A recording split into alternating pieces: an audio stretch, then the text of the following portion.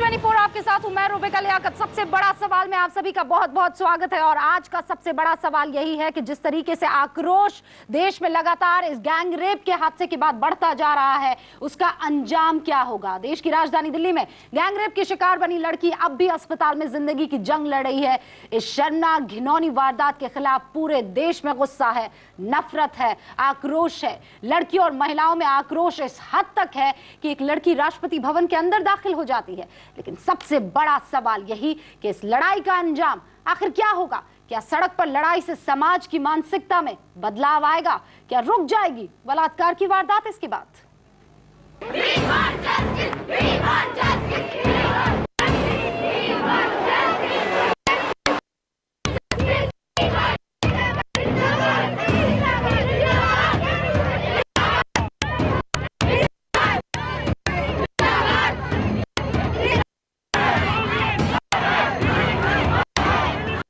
से होकर अब राष्ट्रपति भवन तक पहुंचे गुस्से की आग।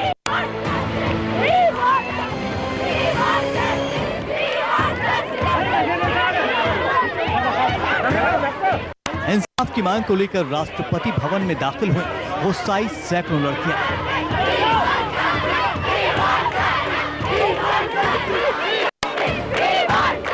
इंडिया गेट से राजपथ तक प्रदर्शनकारियों का घंटों चलता रहा हंगामा।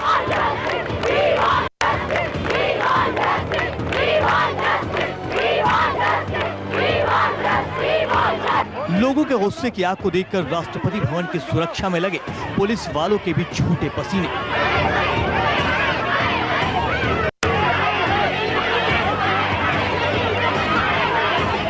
आज से पहले लोगों को शायद ही कभी इस कदर गुस्से में उबलता देखा गया हो। उनको सबक सिखाने के लिए हम सब हैं, जबकि उनको हम पनिशमेंट नहीं देंगे। मौत एक अल्टीमेट वो नहीं है कि उसको सजा मिल गई है, उसको जीने का हक है, ना मन का हक है, उसको था कि उसको अपनी सारी जिंदगी जीने दी जाए, अन्य लोगों को सबक मिल सके। हम चाहते हैं कि उन्हें इतनी बुरी तरह पीटा जाए जिन्होंने ऐसा उस लड़की के साथ किया, ऐसा ही उस लड़के के साथ होना चाहिए। फांसी तो बाद में उन्हें तड़पा के मारे, उन्हें पता चलना चाहिए।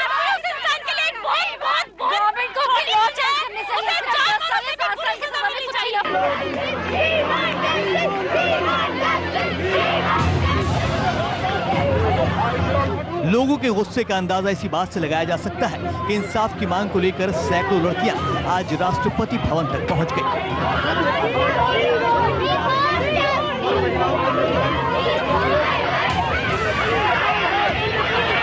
प्रदर्शन कर रही लड़कियों में गुस्सा इस कदर था कि कुछ लड़कियां तो नारा लगाते हुए राष्ट्रपति भवन के अंदर तक दाखिल हो गई।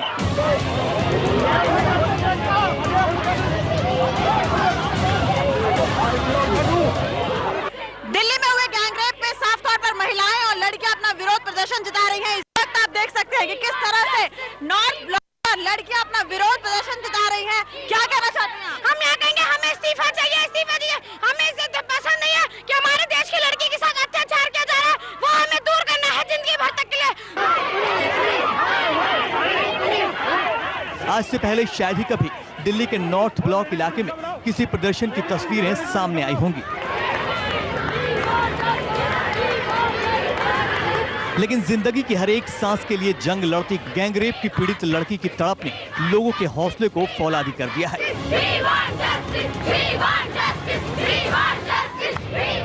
दिल्ली वालों के गुस्से में इस कदर उबाल था कि पुलिस की बैरिकेडिंग और पुख्ता बंदोबस्त भी इन्हें रोक पाने में नाकाम थी।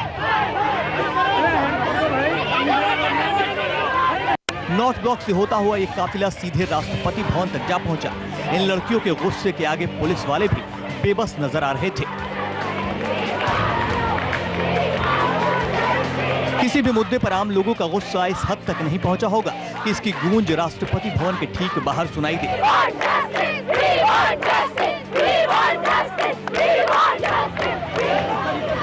लेकिन सारी बंदिशें और दीवारें लोगों के गुस्से के आगे टूट गईं। शायद ये पहला मौका था जब राष्ट्रपति भवन के बाहर प्रदर्शन हुआ।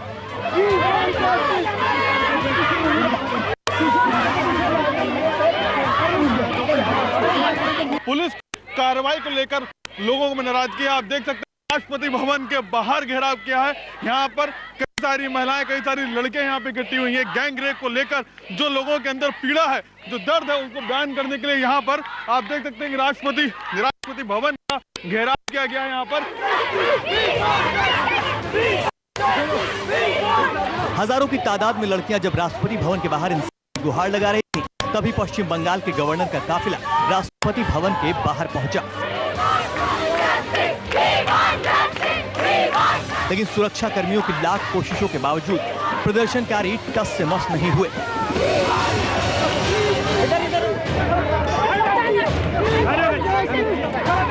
ये लड़ाई कमजोर न पड़ जाए, इसलिए दिल्ली की फिजाओं में हर तरफ इंसाफ की आवाज गूंज रही है।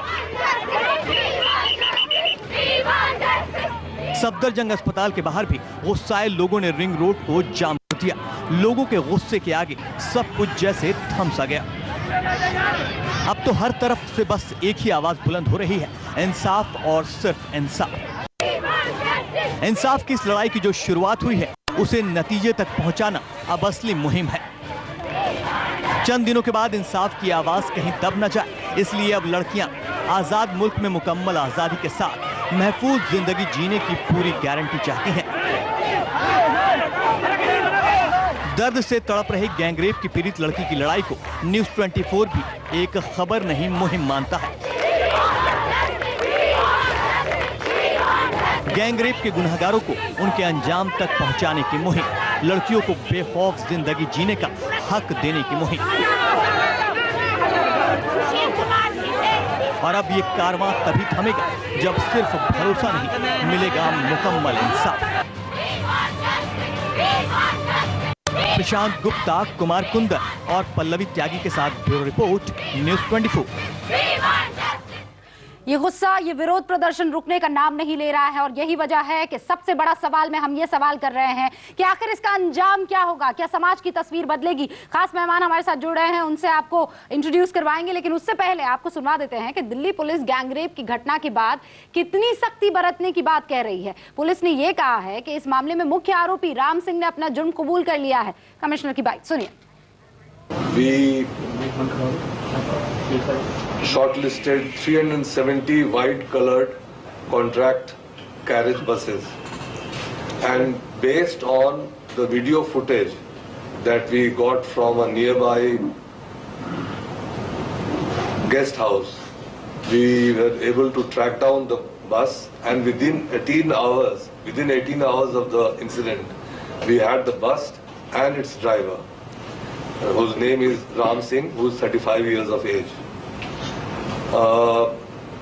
After interrogating him, when we confronted him with various other facts, he accepted his guilt and he gave the names of his other co-accused.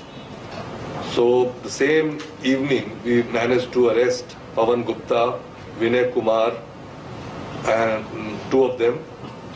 The fourth accused, Mukesh, who is the own brother of Ram Singh, he had left Delhi. He was tracked down to a place called Karoli in Rajasthan and brought to Delhi on the 18th. Last night we have also arrested the fifth accused, who is a juvenile, so we cannot give any further details as per the Supreme Court guidelines. किसी ने ठीक कहा है, हंगामा खड़ा करना मेरा मकसद नहीं, कोशिश है कि तस्वीर बदलनी चाहिए। क्या सूरत बदलेगी, क्या तस्वीर बदलेगी, यही है आज सबसे बड़ा सवाल। और खास मेहमानों से जरा आपका तारुफ करवा देते हैं। हमारे साथ शीबा फहमी पत्रकार है, सोशल एक्टिविस्ट है, जुड़ी हुई है। रजना कुमारी जी भी सामाजिक कार्यकर्ता है, हमारे साथ बनी हुई हैं। अजीत अंजुम हमारे मैनेजिंग एडिटर हमारे साथ बने हुए हैं। सबसे पहला सवाल शीबा आपसे ही करना चाहूंगी, ये जो हंगामा देख रही है, जो गुस्सा जो बंद होने का, खत्म होने का, रुकने का नाम नहीं ले रहा है, क्या इससे सूरत बदलेगी, तस्वीर बदलेगी, अंजाम क्या होगा? ये चौथा दिन है और अच्छी बात है कि ये लगातार जारी है और मीडिया का कमिटमेंट भी लगातार दिख रहा है। सबसे बड़ी हैरत की बात यह है कि अभी कमिश्नर पुलिस ने ये कबूल किया कि 1600 बसें उन्होंने सड़क से हटाई हैं जो गैर कानूनी काम कर रही हैं। आप ये सोचिए कि उन 1600 बसों के जहां वो चल रही थी, उन क्षेत्रों के पुलिस अधिकारियों के खिलाफ क्या कार्रवाई हुई, हमें ये भी तो जानना चाहिए। क्योंकि अगर उसी बस के खिलाफ, अगर वो टिंटेड बसों के जैसे मामले में ही अगर वो रोक ली जाती वो बस, तो ये हादसा नहीं होता। तो ये जो छोटी छोटी चीज़ें नज़रअंदाज की गई हैं, प्रशासन द्वारा, उसकी वजह से बड़ी घटनाएं संभव हो रही हैं। तो ये देखने की बात है कि आज पुलिस का कबूलनामा है कि 1600 बसें उन्होंने हटाई हैं और उनको गैर कानूनी घोषित किया। उनके खिलाफ, उन अधिकारियों के खिलाफ क्या कार्रवाई करेंगे जिनके क्षेत्रों में वो चल रही थी। और दूसरी बात ये कि जहां प्रदर्शन हो रहा है, जो लुटियंस दिल्ली है, जो नई दिल्ली, उसके अलावा भी जो दिल्ली है वो ज्यादा वल्नरेबल दिल्ली है।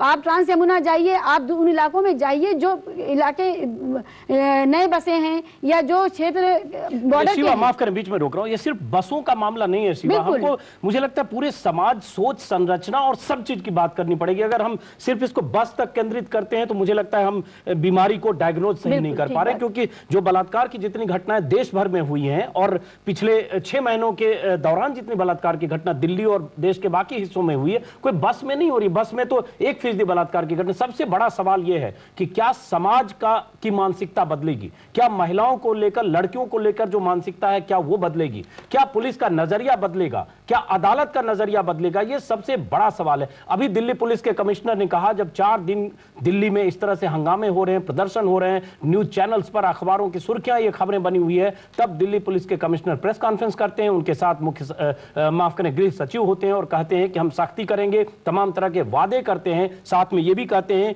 शराब पीकर जो लोग दिल्ली में गाड़ी चलाएंगे उनके खिलाफ कार्रवाई होगी, लाइसेंस जब्त होगा, गाड़ियां जब्त होगी, सादी ड्रेस में बसों में पुलिस वाले तैनात होंगे। सवाल ये उठता है, ये सब बात तब क्यों कह और करने की बात कर रहे हैं जब दिल्ली में एक लड़की का इस तरह से जघन्य ढंग से बलात्कार हुआ 4 दिन तक, जब सरकार और पुलिस के पास कोई उपाय नहीं है कि जनता के पास आकर जवाब दे, तब ये क्यों जवाब दे रहे हैं? अगर पहले नींद खुलती शायद ये नहीं होती। हम चलते हैं, हमारे साथ हैं रंजना कुमारी, सामाजिक कार्यकर्ता। रंजना जी, सवाल वही है कि जब तक सोच और मानसिकता नहीं बदलेगी, सरकार का भी रवैया नहीं बदलेगा, जब तक संवेदना के स्तर पर नहीं समझेंगे कि बलात्कार के मायने क्या है, तब तक 4 दिन का हंगामा, 6 दिन का हंगामा, क्या इससे तस्वीर बदलेगी? इस लड़ाई का अंजाम क्या होगा? हमारा यही सवाल है रंजना जी। नहीं, देखिए, सिर्फ 4 दिन का हंगामा इसको मत कहिए, ये अनप्रेसिडेंटेड है। ऐसा अभी कभी दिल्ली में हुआ नहीं, जब लड़कियों ने स्वयं, हम तो 30 साल से महिला आंदोलन में हैं, जवाहरलाल नेहरू यूनिवर्सिटी के विद्यार्थी रहे, हमने भी बड़े बड़े आंदोलन किए और देखा है, लेकिन जिस तरह का गुस्सा, आक्रोश और असहायपन भी, क्योंकि जो ये लड़कियां चिल्ला रही हैं वी वांट जस्टिस, सचमुच वो जस्टिस है कहाँ? कौन देगा, कौन डिलीवर करेगा? एक फास्ट ट्रैक कोर्ट बनाने से हालात तो यही कि 1600 बसें, पुलिस कमिश्नर कह रहे हैं कि वो गलत चल रही थी दिल्ली के अंदर। और आपने सही कहा कि ये बसों का मामला नहीं है, जाने कितनी गाड़ियां गलत चल रही, जाने कितने हजार लाख लोग देश भर में गलत हैं, कि पूरे देश में इस समय जो घटनाएं होती हैं वो घटनाएं 23-24 हजार तक की घटनाएं तो पिछले साल सिर्फ रेप की हैं जो रिपोर्ट की गई है, वो भी जो पुलिस रिकॉर्ड ब्यूरो में, तो आप ये समझिए, जी हाँ, दिल्ली में ही इस साल 500 से ज्यादा बलात्कार की घटनाएं हुई हैं। तो ये बीमारी है, नहीं बिल्कुल, और ये जो बीमारी है वो इतनी गहरी पैठ कर गई है कि जो ये लड़कियां चीख रही हैं और जिनके अंदर से ये गुस्सा और दर्द निकल रहा है और जिनके अंदर से ये कि अब हम मानेंगे नहीं, हम चुप नहीं बैठेंगे, तो ये कोई मामूली चीज नहीं है। लेकिन और पूरी तरह से इसको जिस तरह का हमें रिस्पॉन्स मिलना चाहिए वो नहीं मिल रहा है। सरकार अगर कान में रुई ठूस के बैठ जाएगी तो ये लड़कियां कितने, आप क्या समझते हैं कि कितने दिन तक इस तरह के हंगामा, ये गुस्सा, आक्रोश सड़कों पर दिखाई पड़ेगा? लेकिन सरकार को सोचना पड़ेगा, ये हंगामा हम लोग संसद में देखना चाहते हैं, ये हंगामा हम लोग दिल्ली सरकार की शीला दीक्षित के दरबार में देखना चाहते हैं। ये ऐसे नहीं होगा कि सड़कों पर बच्चे, यंग स्टूडेंट्स हैं, लड़के हैं, लड़कियां हैं, और सिर्फ दिल्ली में नहीं हो रहा है, देश के तमाम कोने कोने से हम लोग जान रहे हैं, खबरें आ रही हैं कि हम आज भी करेंगे, कल भी करेंगे, हम तब तक चुप नहीं बैठेंगे जब तक हमें सचमुच व्यवस्था नहीं मिल जाएगी जहां ये सब कुछ रोका जाएगा। आपको रोक रही हूँ शाइना, एनसीबी हमारे साथ बनी हुई है, बीजेपी से हमारे साथ जुड़ गई हैं। शाइना, वाकई अब बड़ा सवाल ये खड़ा हो गया है कि ये जो गुस्सा है, ये आक्रोश है, ये नारेबाजी जो हो रही है, इससे सूरत बदलेगी, तस्वीर बदलेगी? क्योंकि खबरें तो अभी भी आ रही है, रेप अभी 3 साल की बच्ची का हुआ प्ले स्कूल में, सोच क्या बदल पाएगी इससे? सबसे पहले मैं तो ये कहना चाहती हूँ कि प्लीज़ कृपया इसे एक हंगामा मत बुलाइए, क्योंकि मुझे लगता है कि जो आक्रोश और जो गुस्सा हम देख रहे हैं 4 माफ दिन करें सायना जी, मैं सिर्फ करेक्ट कर रहा हूँ, सायना जी माफ करें, बीच में करेक्ट कर रहा हूँ, आप अपनी बात रखिएगा, हम इसको हंगामा नहीं कह रहे हैं, इसमें संजीदगी हमारी भी है, मीडिया के तमाम पत्रकारों का भी है, हम सब भी इसमें शरीक हैं, शामिल हैं। हंगामा नहीं करें, हमारा मकसद ये कहने का है कि 4-5 दिन से हम लोग लगातार ये खबरें दिखा रहे हैं, लोगों में आक्रोश है, गुस्सा है। यकीन मानिए जितना गुस्सा आप में, इनमें है, उतना हम में भी है और सब में, दर्शकों में भी है। मेरा सिर्फ ये मकसद है समझने का कि अगर इस गुस्से का कोई अंजाम नहीं निकलता है तो हम 4 दिन 6 दिन के बाद, उसके बाद फिर अपने घरों में बैठेंगे और फिर किसी लड़की का, किसी मासूम लड़की का बलात्कार होगा और क्या हम इंतजार करेंगे कि फिर पुलिस और सरकार से बात करें? मेरा सिर्फ उस बड़े सवाल की तरफ था। शायना जी, अब अपनी बात पूरी करें। जी, आपको याद होगा कि कल मैंने आपके न्यूज़ चैनल न्यूज़ 24 को खास तौर से मैंने आपकी प्रशंसा भी की कि इलेक्शन के रिजल्ट्स के दरमियान भी आप ये स्टोरी लगातार कैरी कर रहे थे। और मैं क्यों बोल रही हूँ, क्योंकि आज जो आप देख रहे हैं ये जनता जो लगातार एक ढंग से आंदोलन कर रही है, और मैं आंदोलन समझती हूँ ये आंदोलन सिर्फ ये नहीं कहना है कि हमें सिर्फ जस्टिस चाहिए। उनकी मांग ये है कि हमने देखा है कि बहुत सारे ऐसे बलात्कार के केसेस हैं जहां फास्ट ट्रैक कोर्ट्स होने के बावजूद सिर्फ तारीख के ऊपर तारीख देते हैं। हमारे मुंबई में ही आप एक उदाहरण लीजिए तो कीनन रूबिन केस, जहां 2 लड़के की हत्या हुई सबके सामने और फास्ट ट्रैक होने के बावजूद एक साल बाद मुझे लेना होगा। ये बात आपकी जो इनकम्प्लीट रह गई उसे हम पूरा करेंगे, लेकिन एक छोटे से ब्रेक के बाद जल्द लौटेंगे।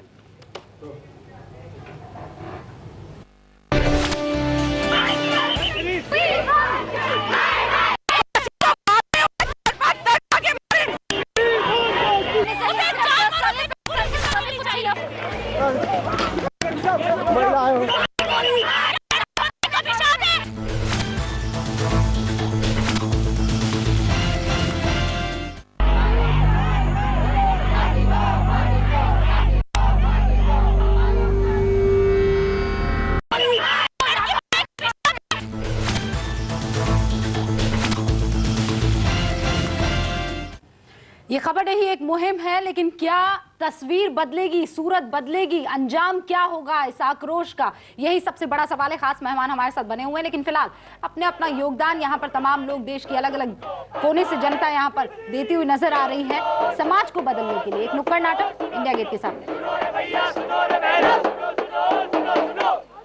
कथा है हमारी जो सबको पता है, पर सच तो ये है कि ये कथा अब हमारे लिए कथा नहीं रही।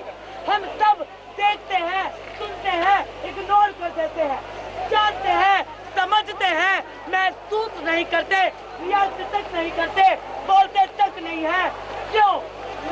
लेकी मुंह से सीटी बजे हाथ से ताली, लेकी मुंह से सीटी बजे हाथ से ताली, साला अल्लाह उम्मा आई गो बोले ताली तू अनारी, मैं अनारी तू खिलाड़ी। खूर क्यों रहा है? अरे मेरी जाने मन, सिर्फ खूरा ही तो है, और खूरना कौन सा कोई क्राइम हो गया। ये क्या कर रहे हो? तुम्हें शर्म नहीं आती? मैडम पीछा ही तो कर रहा हूँ, अब इसमें शर्म वाली कौन सी बात है? ये क्या बदतमीजी है? अरे मुझसे क्या पूछती है जाने मन, उस खुदा से पूछ जिसने तुम्हें इतनी शिद्दत से बनाया है। मेरा रास्ता क्यों रोका? जी आपने तो हमारी सांसें रोक दी, हमने तो केवल रास्ता रोका है। गाड़ी चलाते हैं लड़की को। चलिए फिलहाल एक छोटे से ब्रेक ले रुक रहे हैं, लेकिन सबसे बड़ा सवाल यही कि क्या सूरत बदलेगी, क्या बलात्कार इसके बाद खत्म हो जाएंगे, होना बंद हो जाएंगे, सूरत किस तरीके से बदलेगी, ये सवाल बड़ा है। एक छोटे से ब्रेक ले रुक रहे हैं, जल्द लौटेंगे।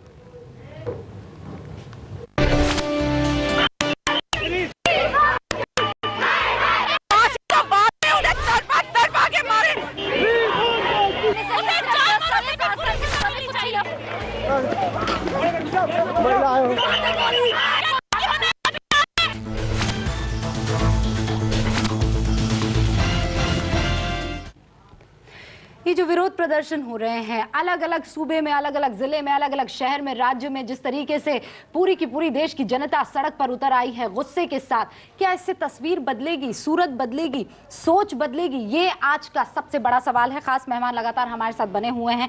एक बार फिर से आपके पास आऊंगी रंजना कुमारी जी। आपको क्या लगता है वाकई सोच बदलेगी? क्योंकि जड़ जब तक खत्म नहीं की जाएगी तब तक शाखाएं आप कितनी भी काट दीजिए, 4-5 महीने में फिर वही 8-9। निश्चित तौर पर मैं आपसे बिल्कुल सहमत हूं, लेकिन इन आवाज़ों से भी सूरत बदलेगी, बदलनी पड़ेगी, क्योंकि ये चलने वाला नहीं है।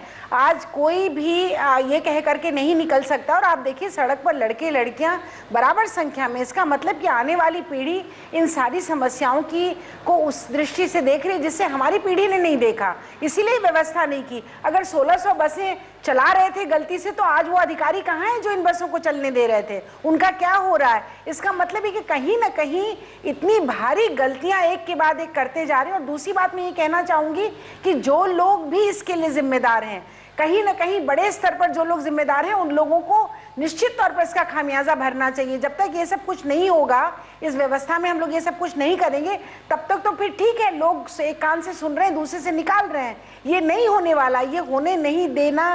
पूरे देश के नौजवान पीढ़ी, जो लोग भी, आप लोगों की, मीडिया की, हम सब लोगों की जिम्मेदारी है। एक जमाना था कि लोग कहते थे महिला संगठन क्या कर रहे हैं, आज पूरा समाज पूछ रहा है प्रश्न कि ये सब कुछ क्या हो रहा है। देश की सरकार, देश की शासन व्यवस्था, देश की पुलिस, ये देश की जुडिशरी, ये क्या कर रही है? ये कैसे न्याय की व्यवस्था है? तो ये सवाल अब बड़ा सवाल बन गया। बहुत बड़ा सवाल है रंजना जी। सवाल वही है कि जब बलात्कार की ऐसी कोई घटना होती है, सवाल है कि जब सड़क पर लोग उतरते हैं, सवाल वही है कि जब मीडिया में 4 दिनों तक ऐसी बलात्कार की घटना सुर्खियों में होती है, तब सरकार और पुलिस क्यों जगती है? इस पर जवाब देने के लिए हमारे साथ हैं तेजिंदर लूथरा, ज्वाइंट सीपी हैं दिल्ली पुलिस के।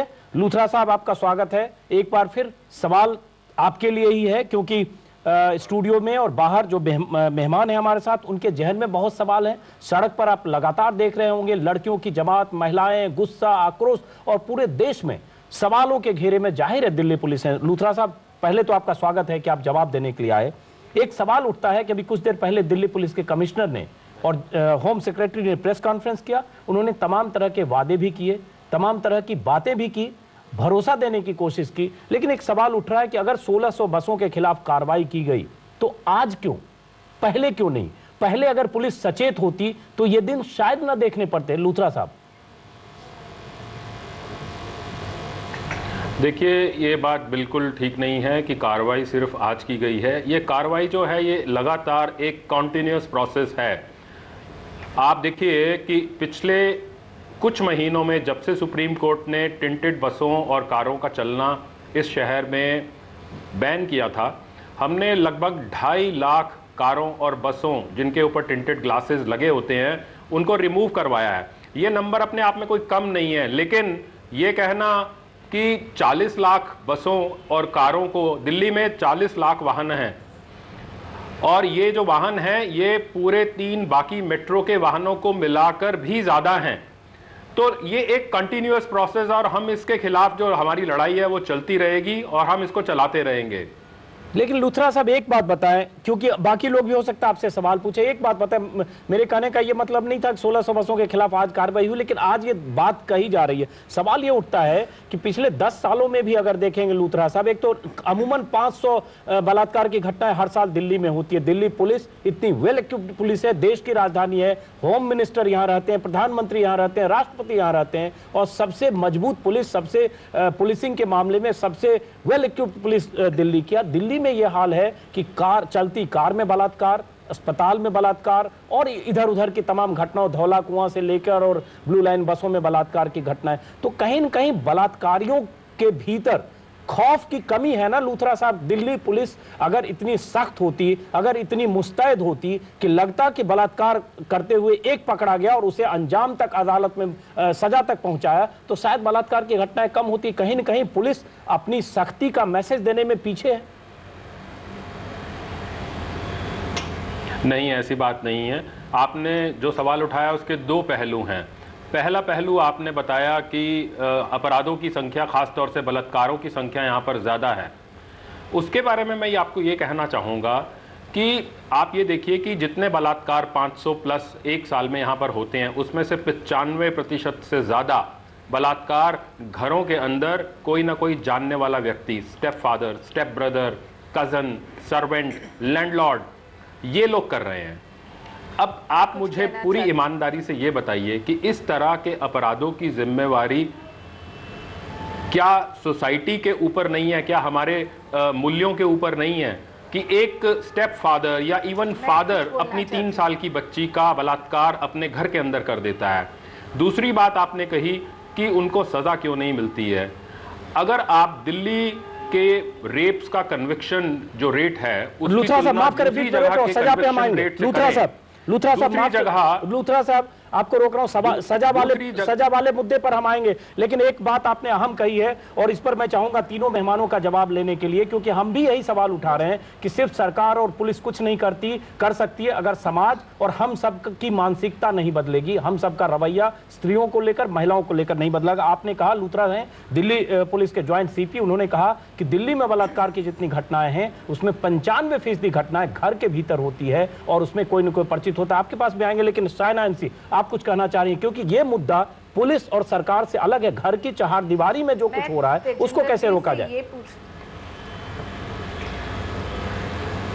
मैं तेजिंदर जी से 2 सवाल करना चाहती हूँ। सबसे पहले, कानून का खौफ क्यों नहीं है? क्योंकि बार बार हम देखते हैं कि अपराधी को लगता है कि कहीं ना कहीं पुलिस हो या शासन हो वो इतनी कड़ी सज़ा नहीं दे पाएगी या फिर बेलेबल ऑफेंस है और हम छूट जाते हैं। जहाँ तक आपने बात की कि मानसिकता परिवार में या समाज में, वो एक मुद्दा हुआ, लेकिन ये जो मानसिकता है पुलिस फोर्स में, जब कोई भी लड़की बाहर जाती है रात को, ये सवाल पूछना कि आपने क्या पहना, आपने क्या किया, क्या आपने कुछ गलत किया, क्या आपको नहीं लगता है कि पुलिस फोर्स में जो सेंसिटिविटी की आवश्यकता है और महिला कांस्टेबल्स की आवश्यकता है रेप केसेस और सेंसिटिव केसेस डीलिंग के लिए, जब एफआईआर दर्ज करने आते हैं तो आपको पता है कि आपके पुलिस फोर्स में भी क्या प्रतिक्रिया होती है? क्या ये भी मानसिकता नहीं होती है समाज में? मुझे लगता है इसका जवाब लूथरा साहब आपको देना चाहिए। कहा जाता है कि पुलिस संवेदनशील बलात्कार के मामलों में नहीं है। कोई लड़की अगर बलात्कार का मामला दर्ज कराने जाती है तो पुलिस अफसर और थाने वाले डिस्करेज करते हैं कि बड़ी जगहसाई होगी, इतने तरह के सवाल होंगे, बेटा तुम शिकायत करके चले जाओ, बलात्कार के मामले दर्ज मत करो। और इतने 500 मामले तो एक साल में दर्ज हुए, न जाने कितने मामले छेड़खानी से लेकर बलात्कार के दर्ज नहीं होते। शायना जी का कुछ जेन्युइन सवाल है, आप उसका जवाब दीजिए लूथरा साहब। बिल्कुल मैं शायना जी का जवाब देना चाहूँगा। देखिए, जहाँ तक बात इन्होंने कही कि जिस तरह का बर्ताव अगर रेप विक्टिम के साथ कोई करता है, it is absolutely condemnable and it is absolutely unacceptable. जहाँ तक बात जेंडर सेंटिसाइजेशन की है, हमारी फोर्स में जेंडर सेंटिसाइजेशन के लिए लगातार बहुत सारे कोर्सेज को चलाया जाता है और हम लगातार ये कोशिश कर रहे हैं कि हमारी जो फोर्स है वो महिला की सेंसिटिविटी को समझे, रेप विक्टिम के ट्रॉमा को समझे और उससे किसी भी किस्म की इस तरह की बात नहीं की जाए। हम रेप क्राइसिस इंटरवेंशन सेंटर बहुत सारी महिला एनजीओ के सहयोग से चला रहे हैं। रंजना जी, हो सकता है आपका एनजीओ हमारे साथ आप भी काम नहीं कर रहा हो, लेकिन आपके एनजीओ के अलावा बहुत सारे एनजीओ हमारे साथ काम कर रहे हैं और उनकी जो महिला काउंसलर है उनको हम तेजिंदर जी, आप गलत फैक्ट सामने मत रखिए। महिला पुलिस अधिकारी हमारा एनजीओ बहुत कुछ आपके साथ भी काम कर रहा है, लेकिन मैं कुछ बातें स्पष्ट रूप से तेजिंदर जी आपके सामने रखना चाहती हूँ। सिर्फ 2 एनजीओ जो कि उसे प्रयास और सेंटर फॉर सोशल रिसर्च के अलावा आप लोगों ने सारे एनजीओ में ऐसी, सुनिए मेरी बात सुनिए पहले तेजिंदर जी, पहले कुतर्क करने से कोई फायदा नहीं है, गलत बयानी से कोई फायदा नहीं है, पुलिस को स्वीकार करना पड़ेगा। नहीं, पुलिस को अपनी कमी को पुलिस को स्वीकार करना चाहिए, तभी परिवर्तन होगा। लूथरा जी, सिर्फ सफाई देने से काम नहीं चलेगा, क्योंकि आप समाज पे दोषारोपण कर रहे हैं। पूरा देश पुलिस की कमी और कमजोरी की तरफ इशारा कर रहा है, तो आपको उसको पहले स्वीकार करना पड़ेगा। समाज तो हम जानते हैं कि मेंटालिटी ऐसी है, हम जानते हैं कि समाज में इस तरह के तत्व हैं जो कि लड़कियों को, औरतों के शरीर को सिर्फ भोग की वस्तु समझते हैं। इसमें कहीं कोई नई बात आप नहीं कह रहे हैं, ये पूरी सर्वविदित है। इसीलिए कानून का भय बनाने की जरूरत है, इसीलिए पुलिस को ये इस तरह का मैसेज देने की जरूरत है। मैं चाहता हूँ रंजना जी आपने अपनी बात कही, लूथरा साहब सवाल वही उठता है जो रंजना जी करे, समाज तो जो बदलेगा सो बदलेगा, लेकिन पुलिस की जो रेस्पॉन्सिबिलिटी है, क्योंकि पुलिस ही है जो समाज में जो इस तरह की के लोग हैं, क्रिमिनल हैं, बलात्कारियां, उनमें कानून का भय पैदा कर सकता है, ताकि उसको लगे कि अगर उसने ये जघन्य अपराध किया तो उसे इतनी कड़ी सजा मिलेगी कि शायद ताउम्र उस सजा से मुक्त न हो पाए। कहीं पुलिस ये भय पैदा करने में नाकाम रही है? लूथरा साहब। बिल्कुल, बिल्कुल, मैं बिल्कुल आपकी बात का जवाब देना चाहूँगा। रंजना जी, पहली बात तो ये कि हम बिल्कुल भी अपनी रिस्पॉन्सिबिलिटी से भाग नहीं रहे हैं। We are not abdicating our responsibility. We completely feel responsible for whatever happens in this city. We are policing this city and we feel responsible for every bit of it. But after having said this, मैं आपको ये बताना चाहूँगा कि हमने बहुत सारे proactive major आज नहीं लिए हैं, हम बहुत पहले से लेते रहे हैं। आप उस बात की गवाह हैं, जब हमारे कमिश्नर साहब 6 महीने पहले आए थे, उन्होंने आते ही महिला एनजीओ की मीटिंग बुलाई जिसमें आप भी थी, और जो जो सुझाव आप लोगों ने दिए हमने उस पर पूरी सिंसियरिटी से अमल किया है। अगर आपको हमारी बात पर विश्वास ना हो तो हम आपको ऐसी चीजें दिखा सकते हैं जो हमने बाकायदा की हैं, और कई चीजें तो पहली बार की हैं। जैसे कि आपने सुझाव दिया था कि जहां पर महिला पेइंग गेस्ट एकोमोडेशन है उसका सिक्योरिटी ऑडिट किया जाए। मुझे लगता है लूथरा साहब हम सब्जेक्ट से भटक रहे हैं।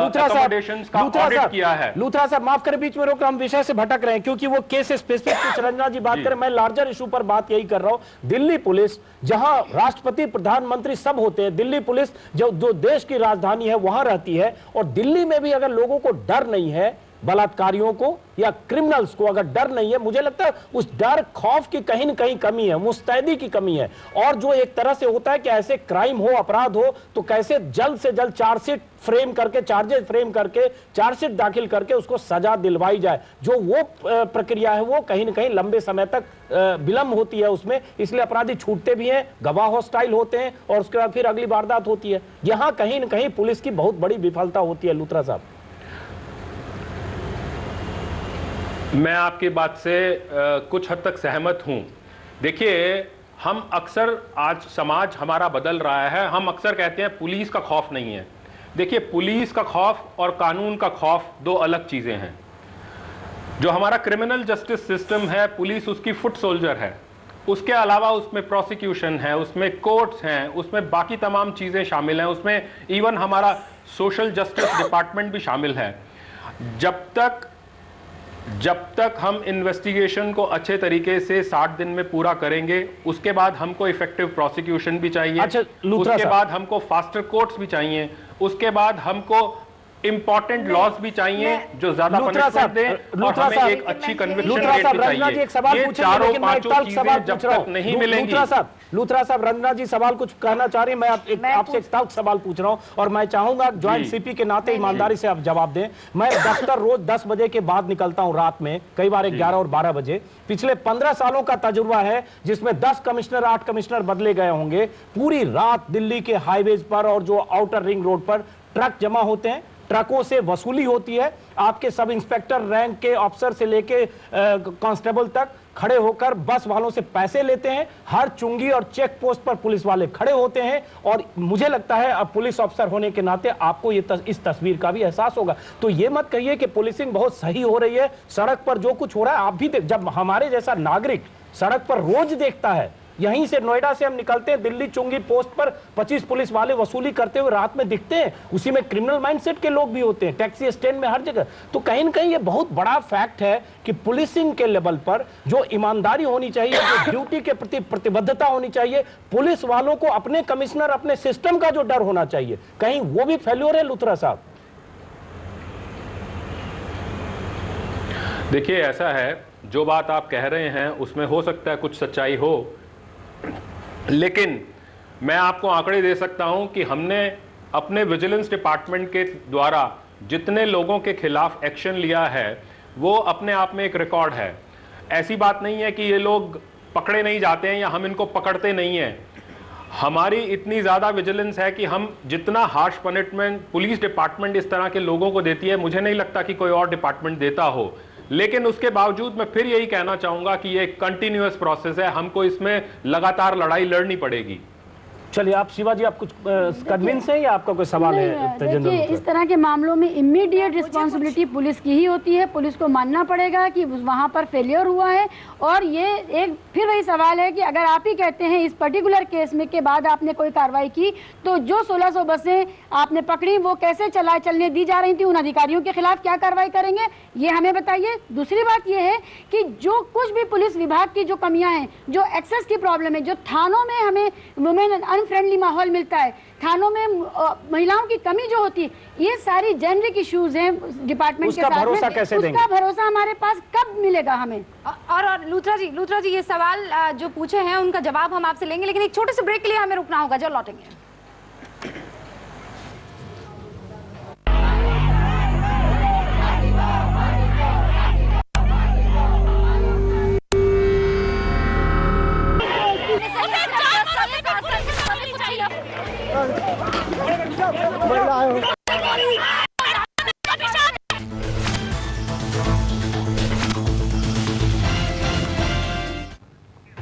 सबसे बड़ा सवाल में आपका एक बार फिर स्वागत है। तेजेंद्र लूथरा जॉइंट सीपी हमारे साथ बने हुए हैं, बाकी सारे खास मेहमान भी हमारे साथ बने हुए हैं, लेकिन ब्रेक से पहले शीबा जी ने आपसे सवाल पूछे थे यही कि एक तो जेंडर सेंसिटाइजेशन कैसे होने वाला है, कब होने वाला है, और दूसरा ये कि आम पब्लिक में तो पुलिस का खौफ बहुत अच्छे से है, लेकिन जिनमें होना चाहिए अपराधियों में, उनमें दिखता नहीं है, और थाने में जो विमेन फ्रेंडली माहौल नहीं है। एक अहम सवाल ये भी था लूथरा साहब।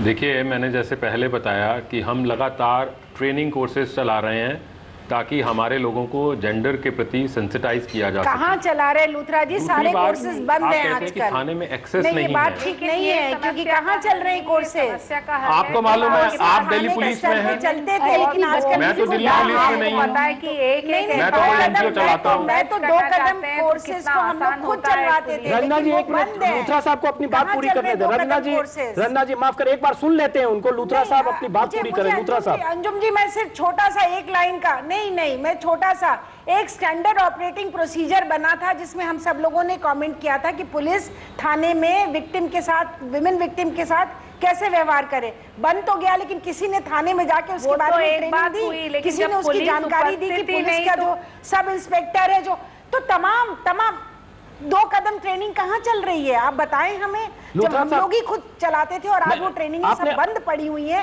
तो निश्चित या फिर बताएं ये पर्टिकुलर केस में पुलिस कहाँ थी जब Ranjana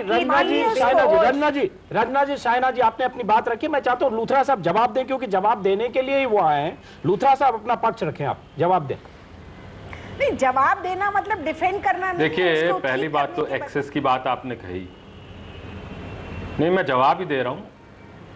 Ranjana ji, you should be fair in debate. जब आप बोलती हैं तो मैं आपको बीच में नहीं टोकता हूँ। जब मैं जवाब दे रहा हूँ तो आप मुझे समय दीजिए, या आप बोल लीजिए, मैं चुप रह जाता हूँ। हाँ ठीक है, आप बोलिए। नहीं, आप बोलिए। आप ही को बोलने का समय है ये, हम लोग को तो चुप रहना चाहिए। आपने सबसे पहला सवाल उठाया, आपने सवाल उठाया कि थानों में एक्सेस नहीं है। देखिए, दिल्ली एक पहला शहर था जिसने पीसीआर का सिस्टम क्रिएट किया कि लोगों को थाने में जाने की जरूरत ही ना पड़े। आप 100 नंबर पर कॉल करें और 2, 3, 4, 5 मिनट में पुलिस आपके दरवाजे पर आ जाए। और आज हमारा जो पीसीआर का फ्लीट है वो मेरे ख्याल से पूरे देश में सबसे बड़ा है किसी भी शहर से, और हमारा सिस्टम है कि हम 8-9 मिनट में पहुंच जाते हैं। दूसरी बात कि अगर थाने में जाना पड़ता है तो थाने में खास तौर से महिलाओं के लिए, अगर आपको विश्वास नहीं है, मैं आपको सबूत भी दे सकता हूं कि हमने हर थाने में वुमेन हेल्प डेस्क बनाया है जिसके ऊपर महिला कांस्टेबल या हेड कांस्टेबल बैठती है, ताकि वो, और अगर आपको विश्वास नहीं है, 1 मिनट ये मुझे दीजिएगा जरा, मैं इनको यहीं से दिखाता हूँ। नहीं, लेकिन कोई रिस्पांस नहीं मिलता आपके हेल्पलाइन नंबर पर। लिफाफा दीजिए जो सबसे ऊपर पड़ा है। नहीं, मुझे अब दिखाने दीजिए। आपने जो हम जो बोलते हैं आप उस पर अविश्वास करते हैं। ये हमको देख लीजिए, आपको जवाब नहीं मिलेगा। हमको इससे दुख होता है। हमको इससे हम झूठ नहीं बोल रहे हैं। अभी 2 दिन पुरानी घटना है जिसमें जवाब नहीं मिला महिला हेल्पलाइन नंबर पे। हम लोग भी यही सजेस्ट करते हैं कि इस नंबर को डायल करिए। 1 मिनट दीजिए। मैं ये दिखाना नहीं चाहता था, ये दिखाने की मेरी कोई मंशा नहीं थी, लेकिन मैं अभी आप दिखाइए इसको। लेकिन लूथरा साहब, और अगर आपको इस तस्वीर पर भी यकीन नहीं है तो आप चलिए मेरे साथ किसी भी एक्सरसाइज भी हो सकता है ना लूथरा साहब। ऐसे पीआर एक्सरसाइज में अगर 2 तस्वीरें हैं, लेकिन क्या वही थानों का सच है? क्या यही दिल्ली पुलिस का सच है? ऐसे नहीं माना जा सकता। आप किसी भी ऐसे सूबे में जाएंगे जहां लॉ एंड ऑर्डर का बुरा हाल है, जहां गवर्नेंस के नाम पे कुछ नहीं होता है, वहां भी ऐसे पीआर एक्सरसाइज पे 200 ऐसे बुकलेट छपे होते हैं। जो महिलाएं हैं, जो लोग हैं, वही नहीं मान रहे, उन्हें ही भरोसा नहीं है। इस घटना के बाद एक ही घटना में हमने किसी को कहा, इस घटना के होने के बाद की एक घटना में हमने किसी को सजेस्ट किया कि ये हेल्पलाइन है दिल्ली पुलिस की महिलाओं के लिए, इस पे फोन कीजिए। उन्होंने कहा हम कितनी बार कर चुके हैं, कोई वहां पर जवाब ही नहीं देता है। फिर हमें 100 नंबर पे जब हम करते हैं तो 100 नंबर वाले आकर के कहते हैं कि फिर उसी महिला हेल्पलाइन पर आप जाइए। ये किस तरह का एक चकरगिन्नी है जिसमें औरतें पिस रही हैं। लूथरा साहब जवाब दें। सवाल लूथरा साहब क्रेडिबिलिटी का है, मुझे लगता है सबसे बड़ा सवाल क्रेडिबिलिटी का है। अरे आप खुद ही रियलिटी चेक करिए, आप फोन कीजिए, फोन नहीं उठेगा। आप देखिए अंजुम जी, आप हमारी किसी भी ईमानदार कोशिश को अगर पीआर एक्सरसाइज कहेंगे तो फिर कोई भी आर्ग्यूमेंट देना मुश्किल है। नहीं, मैं पीआर एक्सरसाइज से मेरे मतलब लूथरा साहब ये है कि एक तस्वीर सबूत नहीं होती कि वही सही सच है और सब जगह थानों में वही हो रहा। मेरे कहने का ये आशय था, मैं कहता हूं आप बिल्कुल मत मानिए इस तस्वीर को सबूत। आप किसी भी तस्वीर को सबूत मत मानिए, तो फिर आप साथ आइए, मैं आपको लेके चलता हूं, मैं आपको दिखाता हूं कि हमारे थानों में महिलाओं के लिए स्पेशल वुमेन डेस्क बनी है या नहीं अच्छी बनाई होंगी। क्रियान्वयन के स्तर पे जो समस्या है लूथरा साहब, उस दर्द को समझिए। हमारा दर्द ये है कि आपकी नीतियां होंगी, हर मसले पर आपके पास नीति होगी और अच्छी सोच के साथ बनाई होगी, लेकिन क्रियान्वयन के स्तर पे जब परेशानी है, हम वो बात आपसे कह रहे हैं, आप रियलिटी चेक कीजिए, वो दौर वापस लाइए कि आप खुद अपने थाने में फोन करके एक मजलूम की तरह पता करें कि किस तरह का रिस्पांस है, तब आपको पता चलेगा जनता का दर्द क्या है।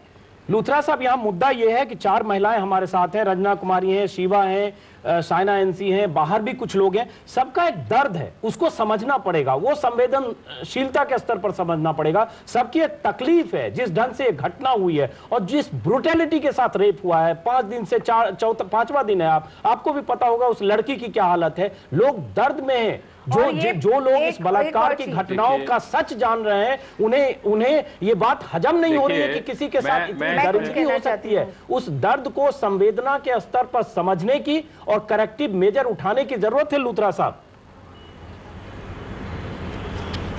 बिल्कुल आप ठीक कह रहे हैं, मैं आपकी बात को पूरी तरह समझता हूं और मैं उससे एग्री करता हूं। देखिए, मैं कुछ कहना चाहूंगा। जी एक मौका दीजिए जी। देखिए, इस घटना को हम लोग एक प्रोफेशनल इशू मानकर नहीं चल रहे हैं।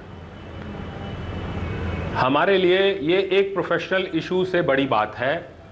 मैं एक 16 साल 17 साल की बच्ची का पिता हूं। हमारे कमिश्नर साहब 2 बच्चियों के पिता हैं। दिल्ली पुलिस का एक सदस्य इस घटना को जब भी देखता है, जब भी इसके बारे में सोचता है, तो सबसे पहले उसके सामने अपनी बच्ची का चेहरा आ जाता है। इस संवेदना से हम इस घटना से जुड़े हुए हैं और पूरी ईमानदारी से हम इस घटना से, इसी संवेदना से जुड़े हुए हैं। लेकिन हमारे लिए भी ये इसको एग्जीक्यूट करना होगा, इस संवेदना को फोकस करना होगा। लूथरा साहब, आप लौटेंगे, हम एक और छोटे से ब्रेक के लिए हमें रुकना होगा, लेकिन जल्द लौटेंगे। और बहुत सारे सवाल हैं जो रंजना कुमारी पूछना चाहती हैं और साइना एनसी, माफ करें आपको कम वक्त मिला। ब्रेक के बाद आप दोनों से भी बात करेंगे, स्टूडियो के मेहमान से, ब्रेक के बाद।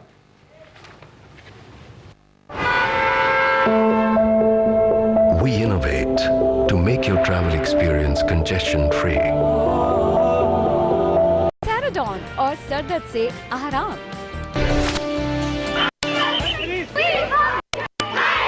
फांसी तो बाद में, उन्हें डरा के मारे।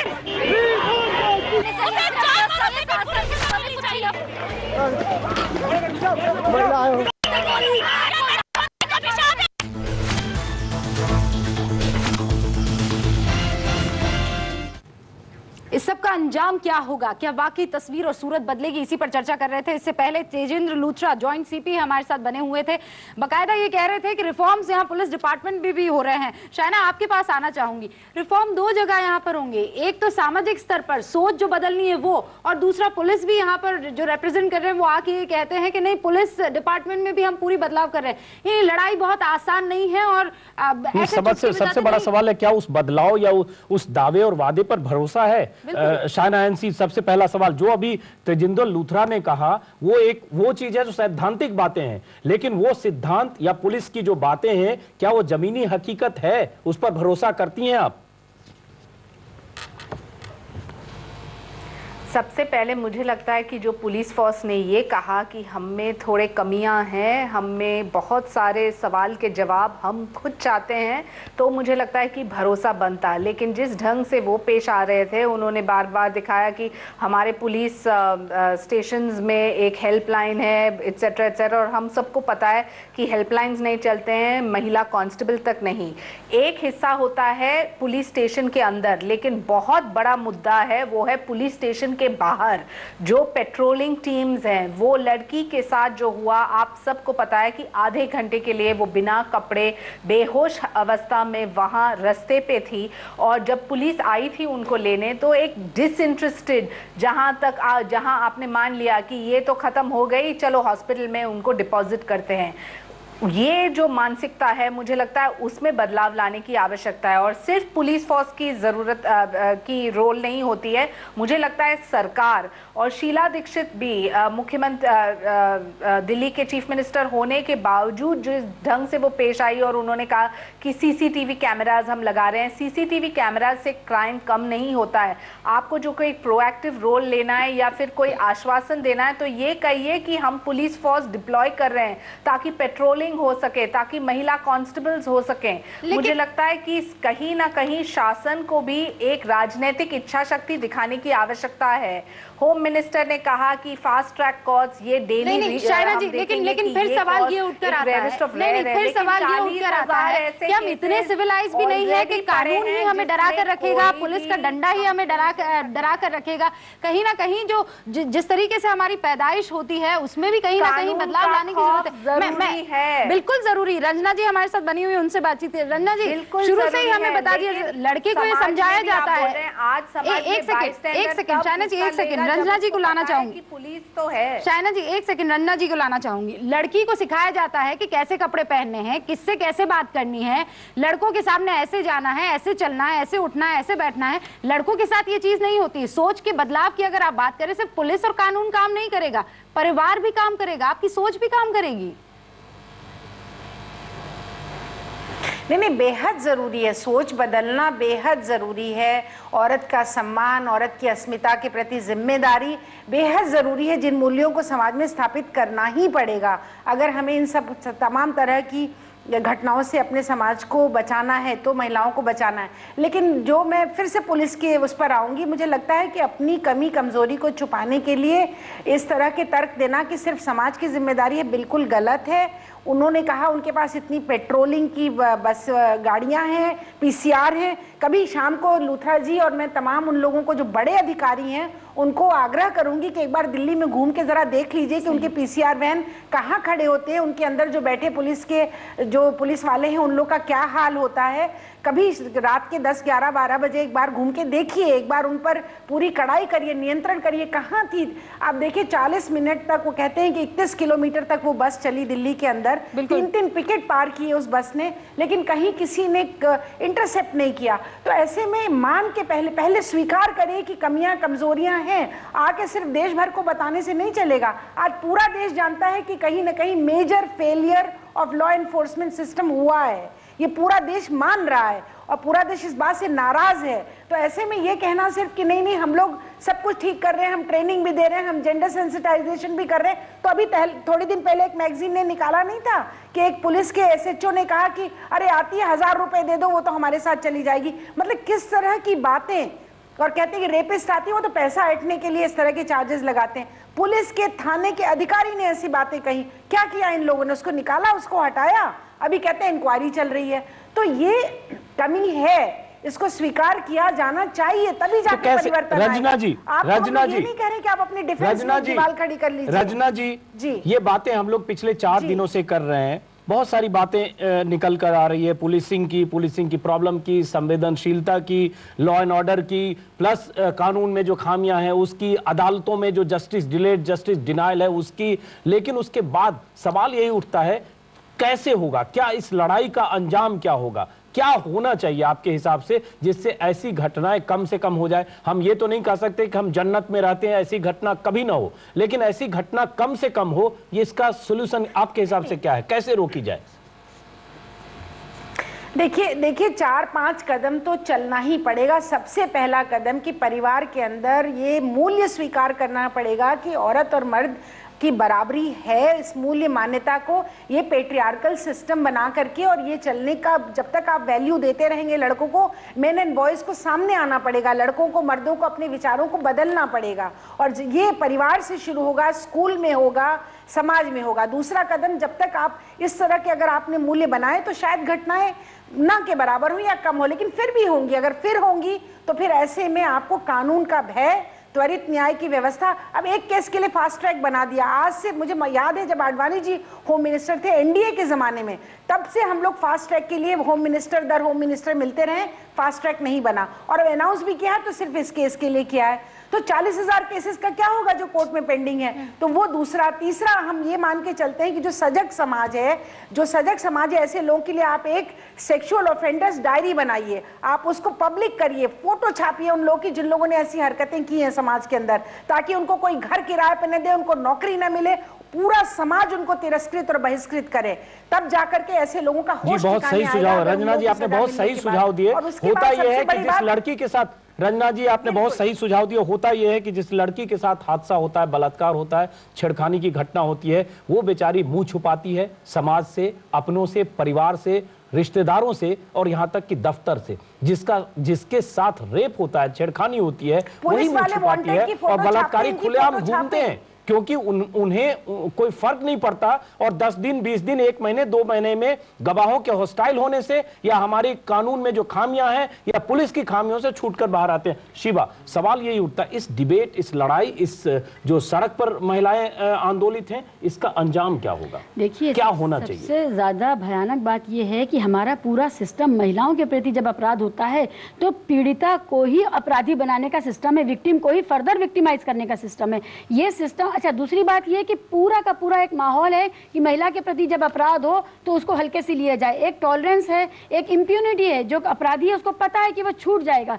और देखिए, बलात्कार का सिर्फ एक ही रूप नहीं है। सबसे पहले ये समझने की जरूरत है कि परिवारों के अंदर जो सहमतियों से बलात्कार हो रहे हैं, पितृसत्ता की सहमतियों से जो बलात्कार हो रहे हैं, अभी 1 महीना पहले हम और आप इसी चैनल पे बैठे हुए डिस्कस कर रहे थे कि खाप का क्या रवैया था जब हरियाणा में लगातार रेप हो रहे थे और उसके बाद फिर ये घटना होती है। तो सवाल ये है कि लगातार अगर इन 4-5 लोगों को कल ही फांसी दे दी जाए, इसके बावजूद हमारी सतर्कता में कमी ना आए, ये बहुत जरूरी है। एक साथ बहुत सारे स्टेप्स है जिसे लेने की जरूरत है। फिलहाल हमारे साथ आदेश बने हुए हैं, इंडिया गेट से सीधा रुक करते हैं आदेश का।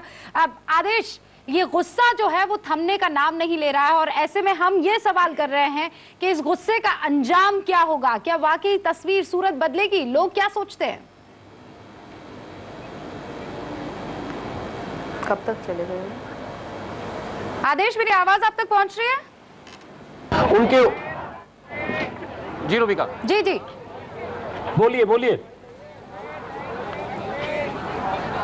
देखिए रूबिका, इस गुस्से का जो अंजाम है कहीं ना कहीं हमारे ही बीच छुपा हुआ है। इन सब लोगों की मांग जो सुबह से इंडिया गेट पे या दिल्ली के अलग अलग कोनों में इस घटना को लेकर प्रोटेस्ट कर रहे हैं, इन सब की एक ही मांग है कि एज सुन एज पॉसिबल, जल्द से जल्द इन लोगों को जिन्होंने ऐसी घटना को अंजाम दिया, इनको कैसे हम इनको पनिशमेंट दें। लेकिन सबसे बड़ा सवाल ये है कि जिस पनिशमेंट की मांग हो रही है वो कहीं ना कहीं आपके साथ कुछ लोग हैं, आदेश, उनसे बात करने की कोशिश करें। अगर आपके साथ कुछ लोग हैं उनसे बात करें, उनकी आवाज सुनना चाहते हैं। आदेश रावल जी,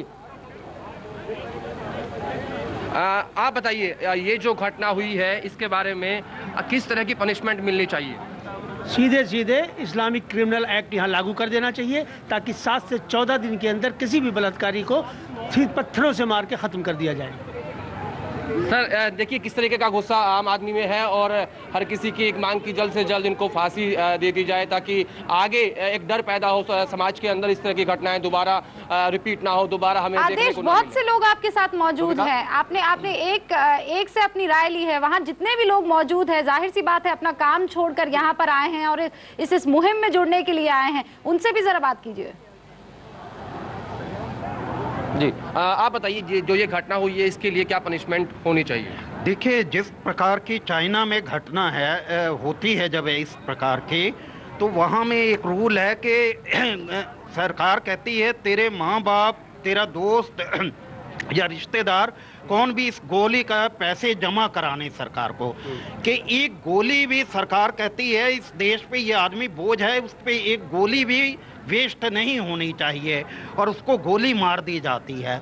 और इसी वजह से वहां पे चलिए आदेश माफ करें, रोक रहा हूं, माफ करें आदेश, रोक रहा हूं, क्योंकि इस तरह के विचारों, अलग अलग लोगों का गुस्सा है, गुस्से में तरह तरह की आवाज है, तरह तरह की मांग है, लेकिन सबसे सहमत नहीं हुआ जा सकता। हमारा लोकतंत्र, हमारा कानून, उस कानून को ही सख्त करने की जरूरत है ताकि ऐसी घटनाएं न हो। रंजना जी, गुस्से, जब अतिरेक और गुस्से में लोग होते हैं तो तरह तरह की मांग करते हैं। कोई कहता है चौराहे पर फांसी दे देना चाहिए, कोई कहता है इस्लामिक कानून के हिसाब से उसे सजा दे दी जानी चाहिए, कोई किसी मुल्क का हवाला देता है, लेकिन मुझे लगता है इसके अलावा भी बहुत कुछ हो सकता है। ब्रेक के बाद बात करेंगे, समझने की कोशिश करेंगे कि इस लड़ाई का अंजाम क्या होगा।